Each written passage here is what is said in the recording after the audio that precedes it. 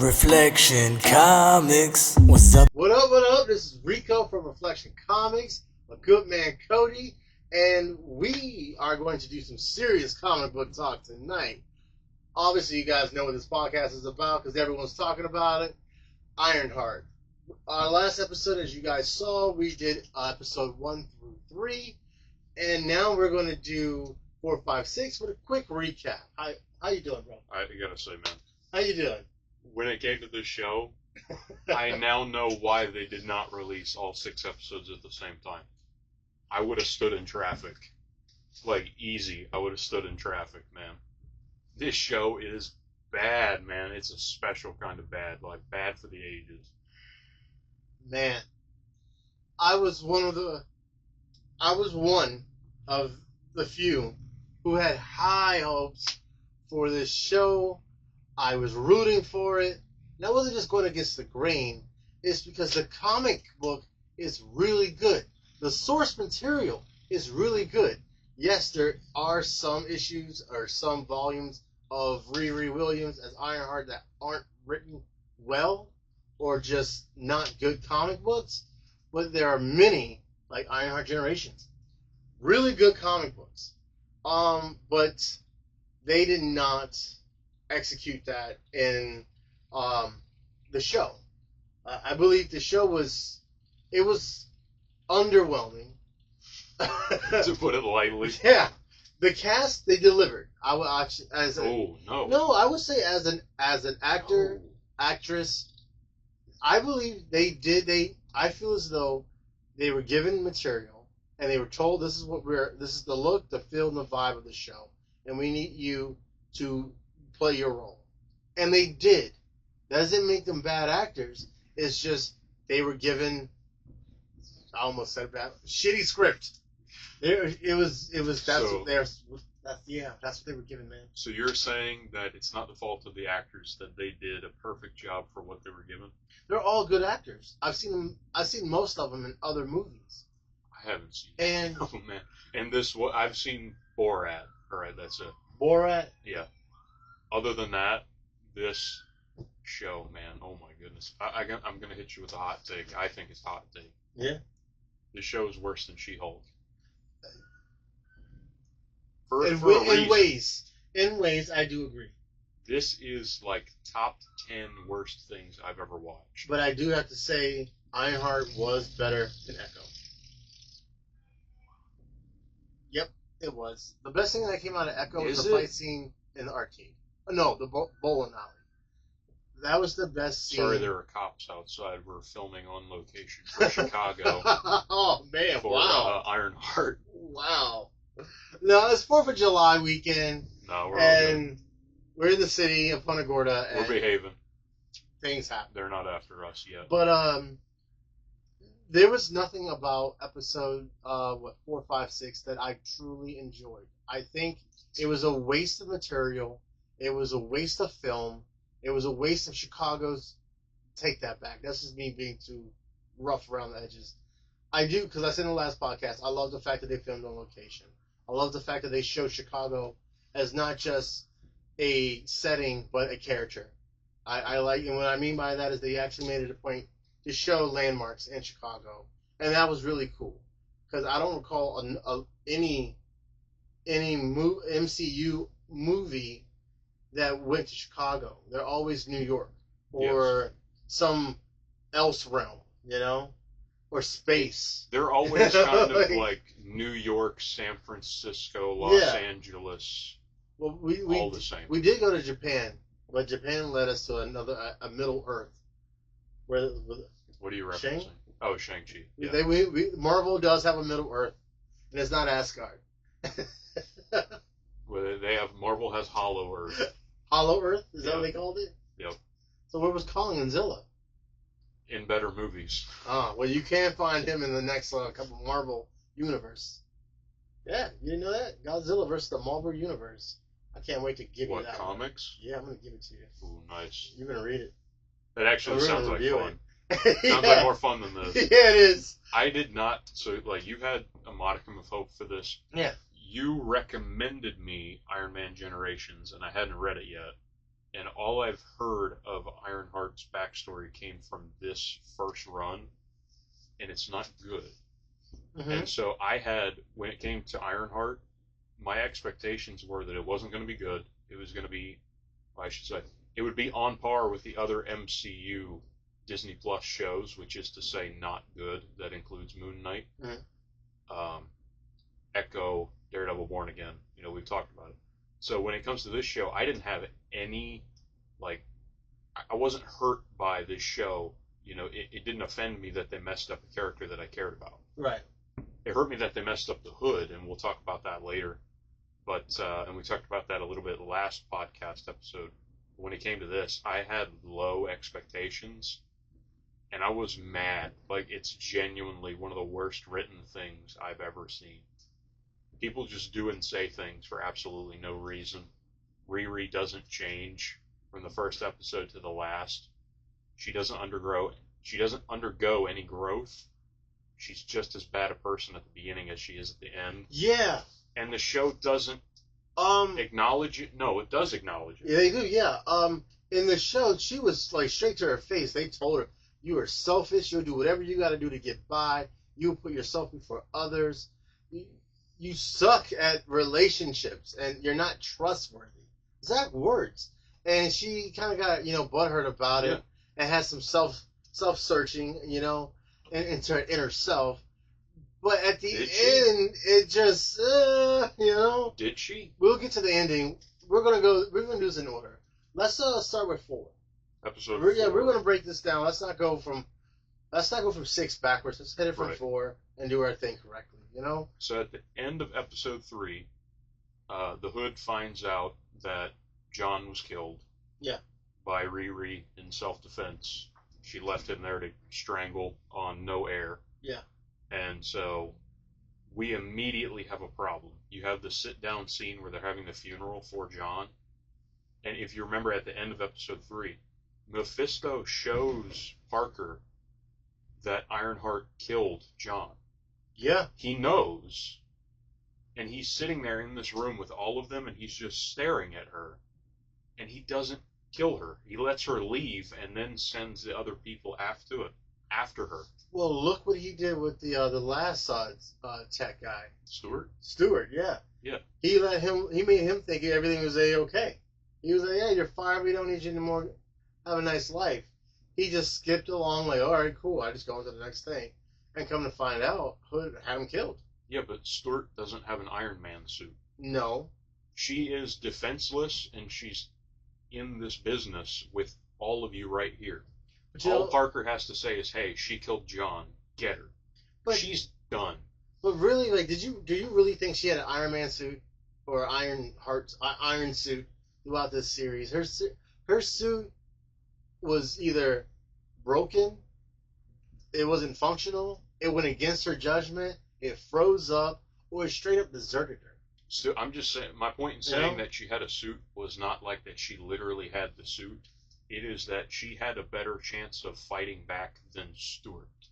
Oh, yeah, of course. And so you're going to let her go home and have a chance to do anything, any kind of preparedness. Why would he let her have any kind of chance of escaping? And we have no reason to believe that he doesn't trust Mephisto when he's telling him these things. When he shows him, he literally showed him a vision of Ironheart leaving John to die. Yeah. So that was a big thing for me right away, because it's literally, if Parker acted the way that he should have acted, then she would be dead and the story would be over. I think this show, honestly, to say something good about the show, and I guess it's good. We've already seen Iron Man. We've seen Iron Man 1, 2, 3, Civil War. We've saw Iron Man 3. We've seen Infinity War. We saw Endgame. And one thing that we saw with Tony Stark's Iron Man is evolution of the Iron Suit. Interaction with the Iron Suit. Jarvis. Upgrades. How the suit was able to, fly, go into space, go in the water. We've seen all of this in, Tony Stark's Iron Man. Now, when you have Riri Williams as Ironheart, I understand the fact that the show writers or producers did not want to give you what you already saw. But at the same rate, you got to understand, Disney, that you're substituting Tony Stark with Riri Williams. You're basically making a male version of Iron Man to a female version of Iron Man. And you're going to get the same product. You're going to get a different character with different characteristics, different perspectives and point of views, even different bank accounts, as we saw and as you mentioned. But we're still getting an iron suit that has all the same capabilities. So it's very hard to write. I would think it would be very hard to write a story about Ironheart when we already had 3,000 hours of Iron Man doing everything that an Iron Man suit is capable of doing, basically. Not everything, but practically. So when you get Ironheart, it's kind of like, well, what do we do with her? What do we do with the suit? This has already been done before. And they're trying to keep her original and keep it fresh, but it's hard to do that. And we got to keep that in mind when they were making this film. Because I guarantee you, if we would have gotten an Ironheart suit that was doing barrel rolls and flying next to, SR-71s, and then laser beams and a big, thermal blast and all of that, we would have been like, man, that's just Iron Man. We would have just, well, we've seen it before. I get that. So we have to keep that in mind, and it just sucks that Ironheart came out so late in the MCU, because half of that could have been given to her to use, not the character building, but for the suit. That's one of the things when it comes to the MCU, when it comes to, like, I talk a lot about lost potential, is timing. They waited until after Iron Man died to introduce the Mandarin, which is his arch nemesis. But, like, when you talk about the suits, it's a big thing in the comics that the suits mean something.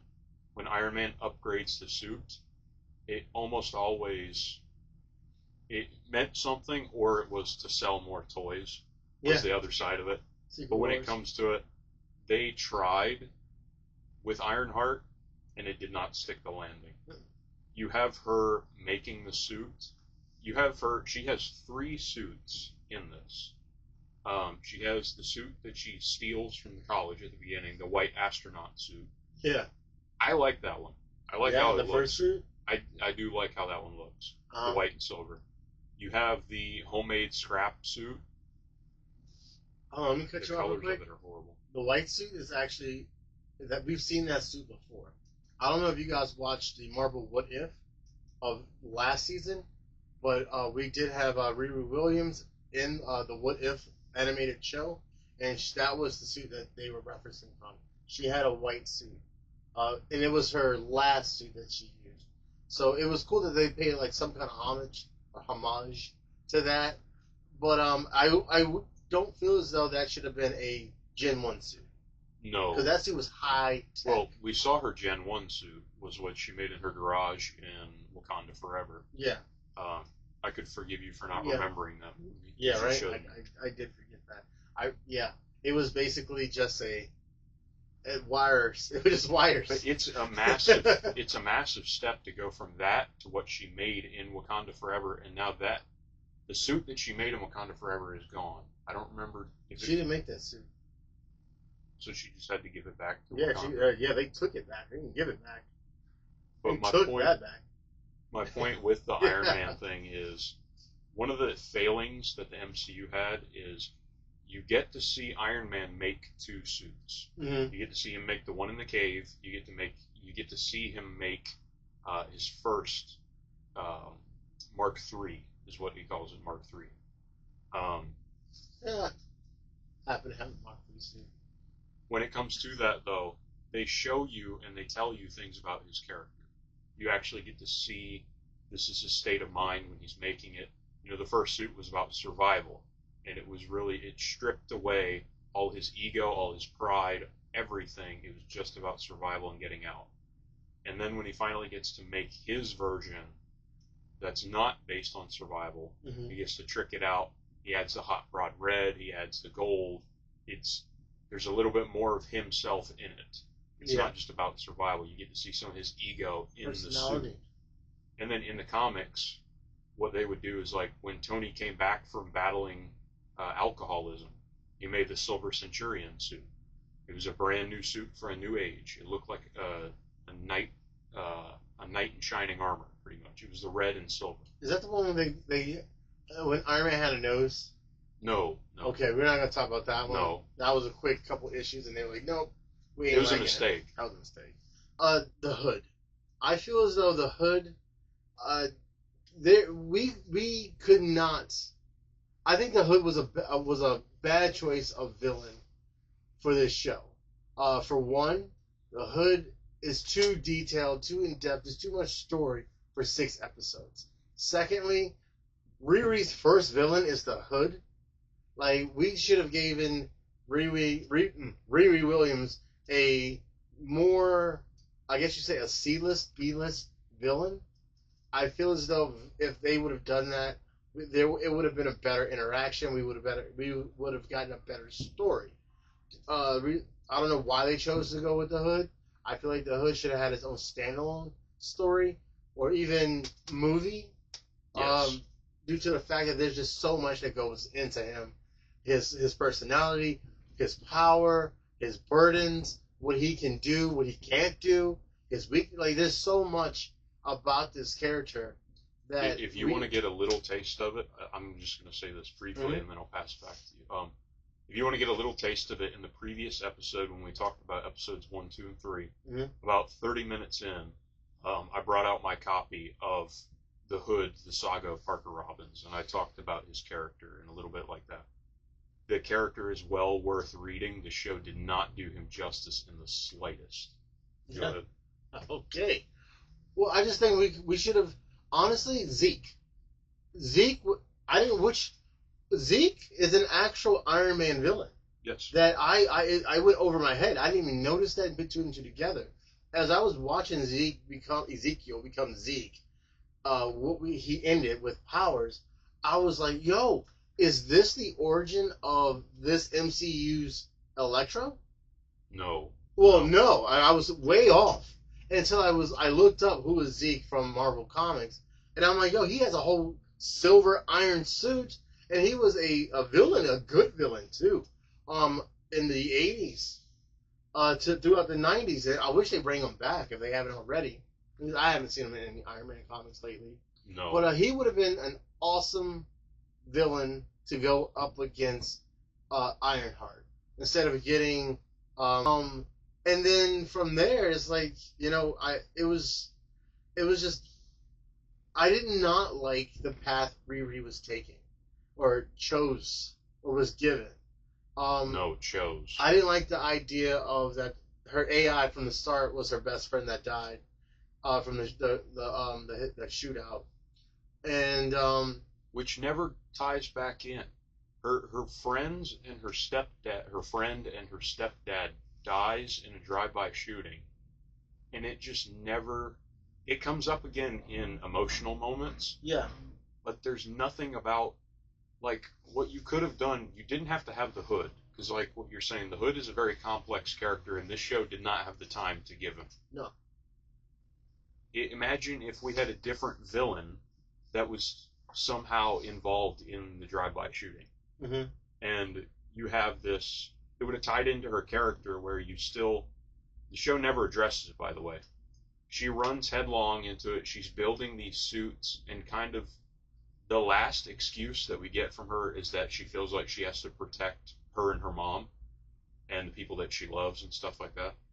So if that's the case, and if she's upset about this, and if it's had such a lasting impact, could you imagine if she did let it like fester, and she genuinely, even after all these years, wanted to go after the people responsible? Yeah. Like, if you're going to go the route of having her be morally, this show, she's not even morally ambiguous. She's flat out evil. She's really? She's narcissistic. Yeah. She steals. She lies. She kills. Like, not just in self-defense. That's true. Like, and then at the end, like, skipping to just the end for the mention of this, she literally makes a deal with Satan. Yeah. And this is our hero. Yeah.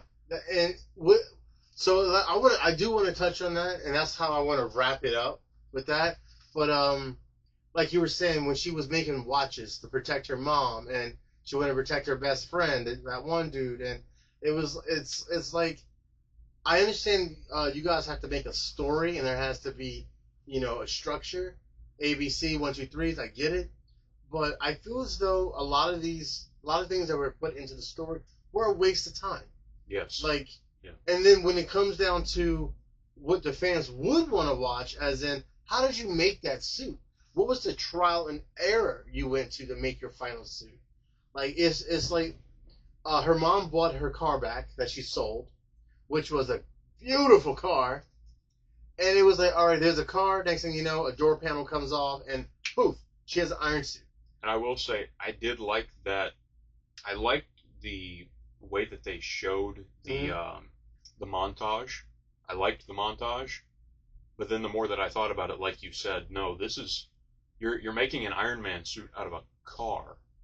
Yeah. So do you mean to tell me if I go down to the dealership and buy one, I can make my own Iron Man suit? No, of course not. What is she doing differently that... show me that she's intelligent. Yeah, yes. You keep telling me that she's a genius. Show me that she's a genius. Yeah, that's what I also was going to say. Like, they just glazed over Riri's intelligence. Like, she spent more time in episode 1, 2, 3, 4, 4, I'll give it to 4, being basically a villain. Working for the bad guys, trying to gain money. She's a hyper intelligent. I would say she is probably in the MCU, other than Moon Girl, one of the highest intelligence in the MCU, personally. And Moon Girl's not even been introduced yet. No. But we don't have a Reed. We have Tony and we have her. You know what else I noticed? There's that one girl that was a witch. Yeah, I thought she was going to be... I thought that was Moon Girl for a second. I was like, yo, are we about to get Moon Girl as well? Because she had the same look, the glasses, the baggy clothes, but she's really petite, the hat. Like, in Moon Girl Devil Dinosaur, she dresses just like that. And I'm like, yo, are we about to get Moon Girl? Is Moon Girl going to help her build this suit? No. We did not get Moon Girl. But that would be a pick. There would at least be something there. But I was watching that episode, like, I'm not going to hark on this for too long. I was watching this episode, and her mom is going to take her to this magic shop. Her mom doesn't know what they're going to do for her. She's just going to take her to the magic shop. And then all of a sudden, it's like we're in a different show, and they just break out, like, full-on magic. Yeah. And the thing about it is that... Close-up magic, too. I shouldn't have a problem with this because magic exists in the same universe. Like, this is the Marvel Universe. We have Doctor Strange. We have stuff like this. But it creates some major problems. But the reason why it came out of nowhere is because Marvel typically only acknowledges the technology and the magic together when there's a team-up. When there's a team-up show or a team-up movie, like in Infinity War and Endgame. But when you have this, like, this was a very kind of grounded, tech-based show. Yeah. The Hood's magic wasn't, like, all that crazy. And then they just bust out pocket dimensions and, alternate realities and parallel universe. And it's just, like, it's mentioned so casually. Mm-hmm. And it's a throwaway. Yeah. Like, they don't do anything with it. She just teleports her to a different room. They perform some kind of spell to try and figure out what the cloak is, and they deduce that it's from Dormammu. Speaking of this cloak, I'm surprised you didn't say this. This cloak, you cannot destroy it, right? You can cut it with a laser. You can cut shards off of it, or pieces off of it, but you can't destroy it? Wouldn't you say if you was to cut something off, that is called destroying it? You did destroy it. Yeah. Not just cut it into more pieces. Not in major ways, but yeah, just shred it up. And maybe because it still holds its power. If I was Iron Man, or let's say Riri Williams, I would fly over a volcano and drop it right into the volcano. No one will ever see that or be able to access that suit again. But that's just me thinking with a lot of imagination. Just tear off more pieces, and then, like, they're just... more things like that. Like, this is when people ask the question about why didn't Doctor Strange just put a portal around Thanos' hand and cut it off. Very genuine question. Why doesn't she just keep cutting off more pieces of it? Okay, you don't have to destroy them. You just have to put them in an unusable state. Well, remember how hard. One, it was really hard. She can't just like, hey, don't move. Let me cut that off. Yes. Like, she had to put effort into right. that. So to do it multiple times, it's kind of like, nah, it ain't gonna happen. And if it did happen, we would comment and gripe about how it happened. So, like this show was written to fail, and that's such a sad thing to say. The way this show was, orchestrated was a failure for the MCU. And I hate saying that because I was really looking forward to it. But it was just, I wouldn't even say there's so many plot holes. It was just a lot of dead ends for every character had a dead end. Every character had a dead end. What happened to the Hood? Like, what really happened to the Hood? Are we going to see him again? What happened to, oh my goodness, I just said his name, Zeke. What happened to Zeke? He just drives off? He's taking a nap on the floor of the kitchen. He just leaves? With all of that, he said, I have over $1 billion of technology in him. What is he going to do with it? Are we ever going to find out what he's going to do with it? His motivations make no sense. They just flip-flop back and forth so bad. And then, you know what would have changed my whole perspective of this show? And I guarantee you, if the show would have went like this from the beginning, we would not be talking like this about the show. If Riri would have downloaded, when she downloaded her consciousness, her best friend, if we would have gotten her dad as the AI instead of her friend, or both. No. She was the worst choice. The suit was against her the entire time. It froze up on her. It refused to work with her. It actually kicked her out of it and then flew off. Like, dude, like, how? That was not a good suit. No. That was not how you do it. But if we would have gotten her dad as the suit would have been more battle ready. It would have been more serious. It would have complemented Riri's intelligence, and we would have gotten a suit that, I don't want to bring it back to like Jarvis, but we would have got a suit that would help Riri reason with the world around her and take the correct path. It would have helped her through her emotional problems. It would have helped her navigate. It Natalie would have been did a Jarvis. nothing of that. I'm not saying I'm looking for another Jarvis in this, but her dad or her dad would have been a better outcome. And then towards the ending, the Mephisto. You said that was the best part. Did you say that? I liked his performance as Mephisto. Yeah, very nice. Bodrad. Well, he wasn't doing that. No. What a great actor, by the way. They do not. So, of all, I think we can agree on this. Of all the places to introduce Mephisto in Ironheart, when they mention it in the show, the Hood's cloak belongs to Dormammu. It's a bonding cloak. Which we know Dormammu. Why? From where?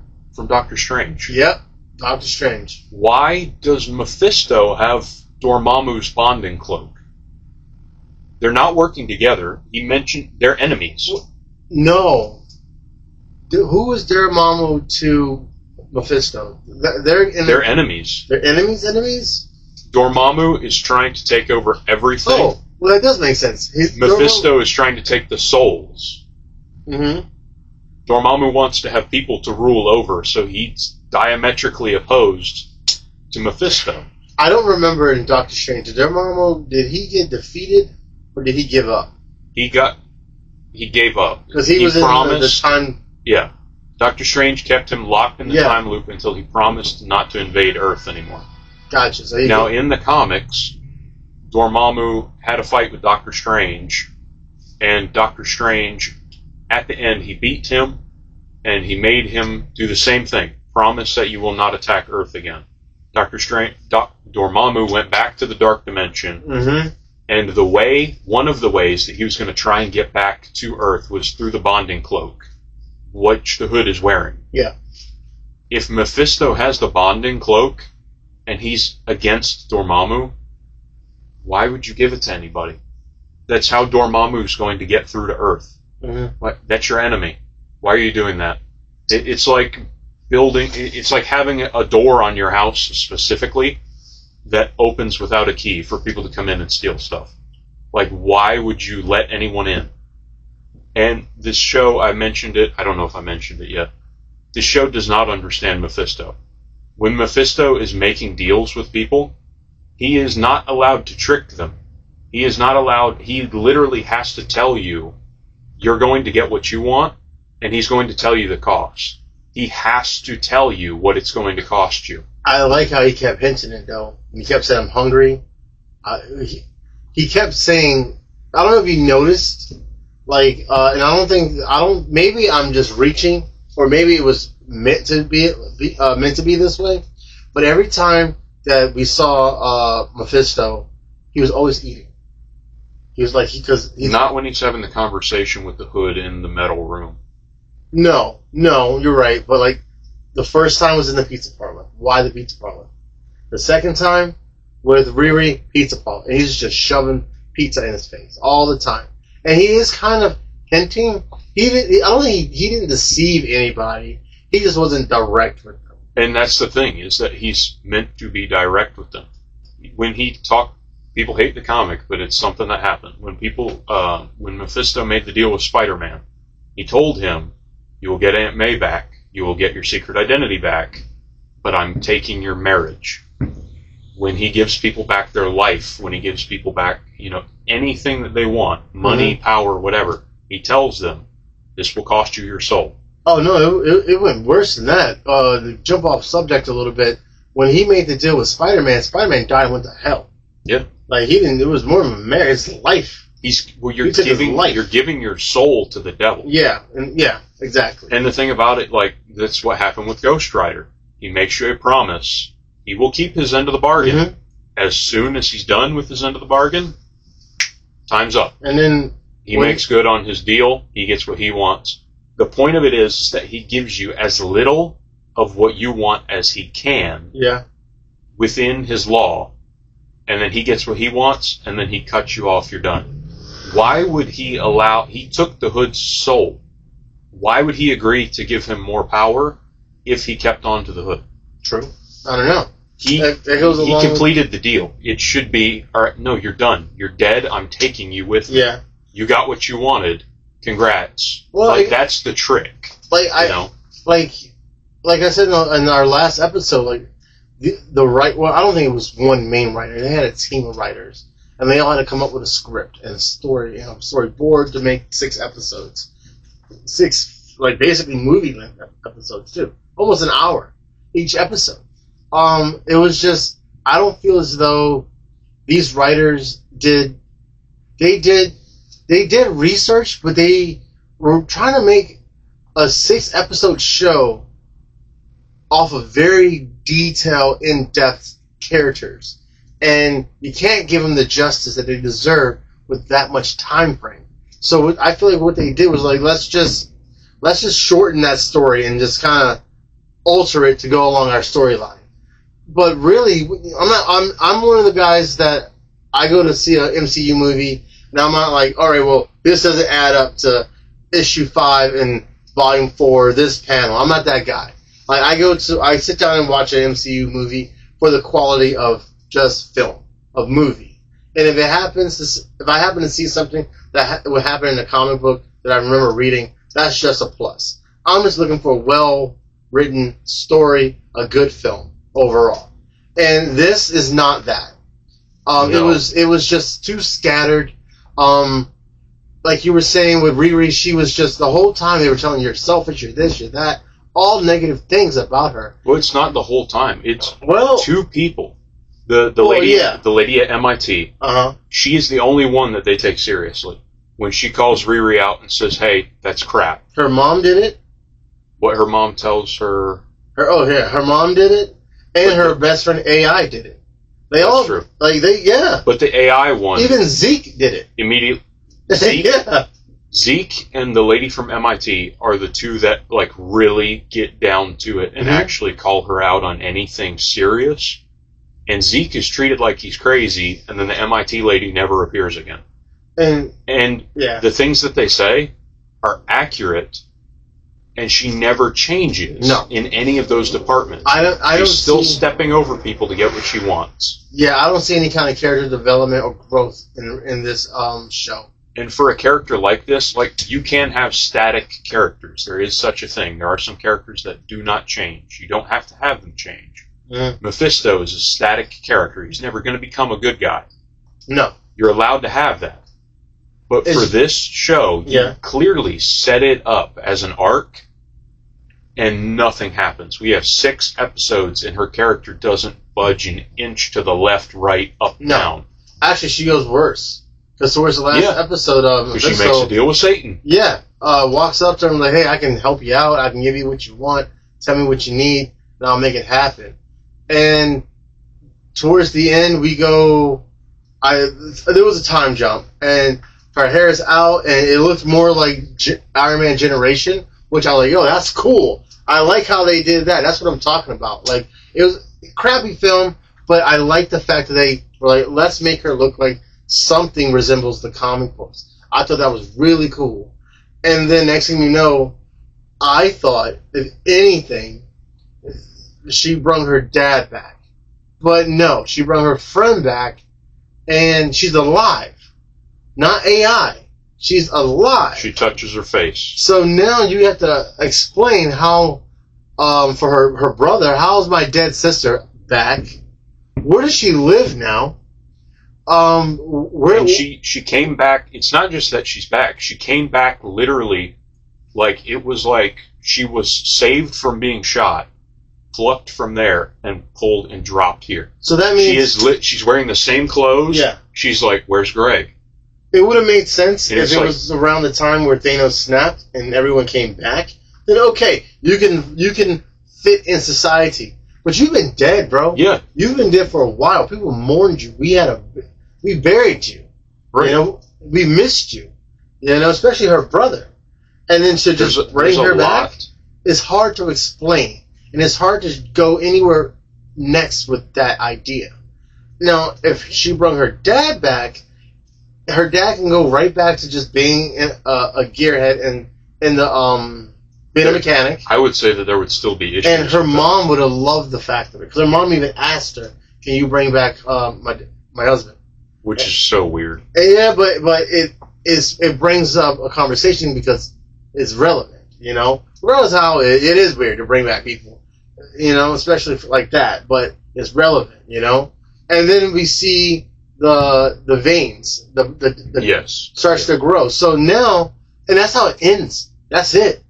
So now, where do we get Ironheart again in the MCU? Obviously, she's dying. And she made a deal with Mephisto. She can't take that back. Now she has a ticking clock. And, like, what does she have to do now to keep that going? And that's the thing. You know, how do you make a story? Like, how do you continue her on into the MCU after dealing with that? She's going to have to work for him. She's going to have to do something to benefit him because, like I said, he already held up his end of the bargain. I mean, you think about with Ghost Rider, Johnny Blaze, his dad was back for days, just days, before he died again. Yeah. And Mephisto was like, well, that's it. Tough luck. Yeah. And so now he's brought back Natalie. And so it's a question of where do we go from here? Yeah, I'm interested in... I want to find out. I want to know. Like, I don't. Are we going to see Ironheart in a future MCU movie? Like, or is just, did they paint themselves into a corner to the point where there's nothing they can do to continue that story? And I feel as though they painted themselves in a corner. There's nothing they can do. Those characters are stuck in that time frame. There's nothing they can do in the future to progress from there to that. They can't. From a writing perspective, this is not what I would have done. I mentioned it in an offhanded comment in our last episode where we talked about episodes 1, 2, and 3. And I honestly think that my idea was better. Not just because it was mine, but because I thought about it after the fact and it connected so much. Mm-hmm. What I said was, you had John asked Riri, why are you not working for a big tech company? Could you imagine if she gets kicked out of MIT and she goes to work for Hammer Industries. Mm-hmm. And you have her working through her character development. You have Hammer is already morally corrupt. He doesn't care what she's doing.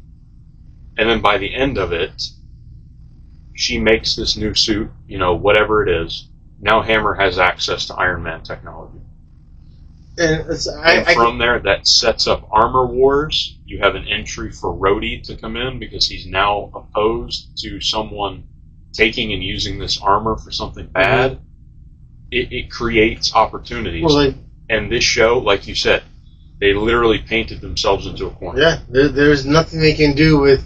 Number one, I don't want to see this character again. No, I do. In ways I do, because she's... Ironheart is a cool character with a good story. And the way she interacts with the people in the MCU is awesome. But also, that's comic books. This isn't comic books. This is the MCU. So, everything is kind of just... Let's just see what sticks at this point. And what I mean by that, did you know? Mark Ruffalo, he's done. Jeremy Renner, he's done. They're going to DC. They're making actually a Detective Noir with James Gunn. It's going to be a Black Label style DC movie. And make Gotham Central do that. I think that's what it is. That would be cool. And I found out about that the other day. James Gunn semi-announced it. Well, for sure.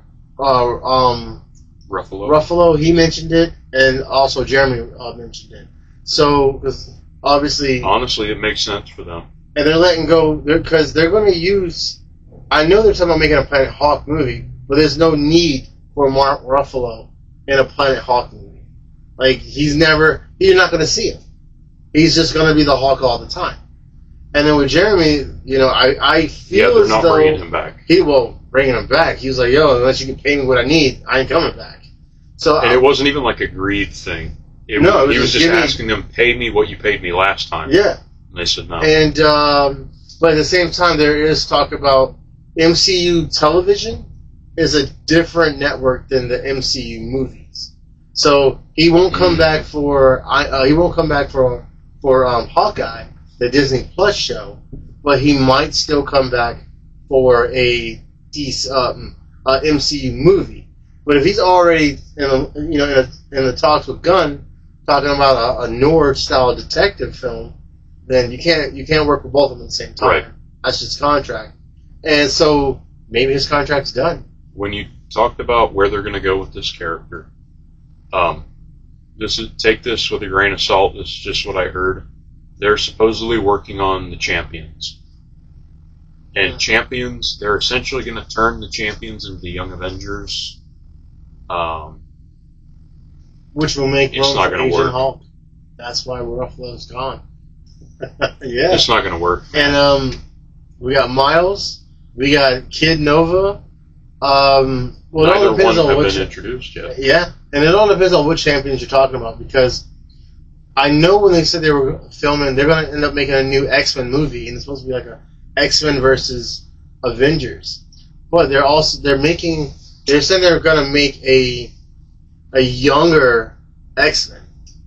So they can put Cyclops in the champions, or at least say he was there before he joined the X-Men. But I'm curious in seeing how they're going to do this. I'm curious to see how they're going to push the X-Men into the MCU and explain where have mutants been the whole time. Because if they put the X-Men in the MCU, they have to explain where all of the mutants are since the beginning. They missed their window. Kind of like honestly. Well, honestly, I'm happy that Blade's not in the MCU, because now you got to explain where are all the vampires. Where were all the vampires throughout the entire 20 years of the MCU? Did half of them get whipped away? Are they vampire-like creatures like Morbius? They're not actually vampire like Dracula? You're never going to have the real Midnight Sun. Do they need because plasma? There's no Darkhold Redeemers. What are we doing with this? But there's so much going on with the MCU, and I feel as though this is the dawn of the DC era, and MCU is kind of, going downhill. But they're not out of it yet, man. No. Thunderbolts reboot. refreshed how I felt about the MCU. I liked it, but I'm not going to say that it refreshed. It refreshed, because I was cautious. kind of like, what's going on with MCU? And then I really liked Thunderbolts. And now we got Fantastic Four. Having their own standalone film in a multiverse coming to the MCU. At least that's what I'm assuming. And I feel as though that right there is going to be the kickoff to the next volume, I guess you could say, of the MCU. And that's going to make it or break it. But right now, you got Superman next week.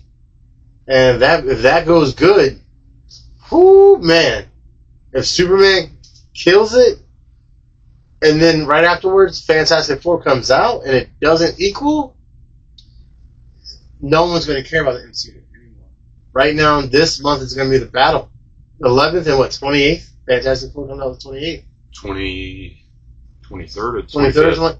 The 20-something of July. Something. And if it doesn't do equal as Superman, or if it doesn't do better than Superman, I feel as though, yeah, we're going to get the dawn of the DC, and it was nice knowing you, MCU. Reboot. Total start over, man. It can be done. You can recover from this, I'm telling you. DC's rebooted twice, man. You can survive. Yeah. You can do it. I believe. Yeah. Ironheart, man. Yeah. It's making us do an autopsy on the MCU. Well, outside of that, is there anything else you want to say about this show? I can't even recommend. I've been telling people this, man. I don't even recommend that you watch Ironheart for fun. Like, it's not even like so bad that it's good. You can't laugh at it, man. It's just misery. What I am hoping is, I hope soon Disney Plus puts out the behind the scenes and the making and the extras. Oh, they're done. They're done doing that, by the way. They're not going to do that? Nope. They put out the very last one, or I believe either Ironheart is going to be the last one. Yeah, I hope so. The making of, they're not doing those anymore. Because I really want to get an understanding of what these writers and producers were thinking when they make this. I want to, because maybe I'm just looking at it from a different lens than they are, and maybe we all are, But I really want to see what they did and what they scrapped and what their storyboard and their images, their rough drafts of what the suit and this and this. I need to understand what they were thinking when they made this film. If this is their final product, they must have scrapped some stinkers, man. Yeah? Unless they were sitting on some gold and they passed it up for this. I don't know, man. Well, outside of that, you want to get some good Ironhearts, go to your local comic book shop. Promise you won't be disappointed. Her stories, you got these two. You got Generations, you got the solo Ironheart, and you can also find Ironheart in the newest Iron Man comic book, where she cameos ins and out. And outside of that, I don't really see her in any other comic books. But she's a cool character in the comic books, and I really wish that the MCU captured that when they chose to make this film, instead of giving us some brat teenager that doesn't know what she wants in life and is very confused about her life. Outside of that, I'm Rico. Cody. And this is Comic Talk. We will see you for Superman. Peace. Reflection Comics. What's up? Is us again, cracking bags, pulling boards. Every page has got